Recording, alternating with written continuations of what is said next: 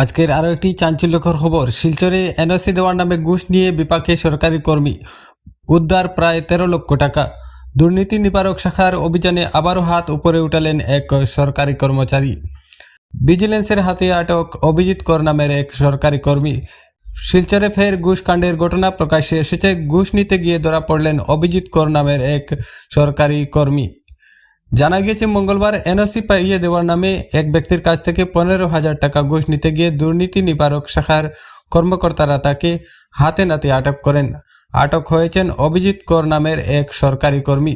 অভিজিৎ কর শিলচর ডেভেলপমেন্ট অথরিটির field surveyor বলে জানা গিয়েছে। এছাড়া তার পকেটে তল্লাশি চালিয়ে নগদ 38,500 টাকা উদ্ধার করা হয়।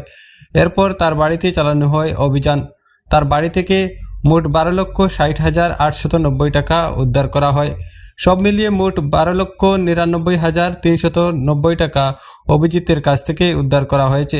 তাকে হেফাজতে রেখে দুর্নীতি নিবারক শাখা জিজ্ঞাসাবাদ চালাচ্ছে বলে সূত্রের খবর। আজকের আরও একটি চাঞ্চল্যকর খবর। শিলচরে এনওসি দেওয়ার নামে ঘুষ নিয়ে বিপাকে সরকারি কর্মী, উদ্ধার প্রায় 13 লক্ষ টাকা। দুর্নীতি নিবারক শাখার অভিযানে আবারও হাত উপরে উঠালেন এক সরকারি কর্মচারী। ভিজিলেন্সের হাতে আটক অভিজিৎ কর নামের এক সরকারি কর্মী।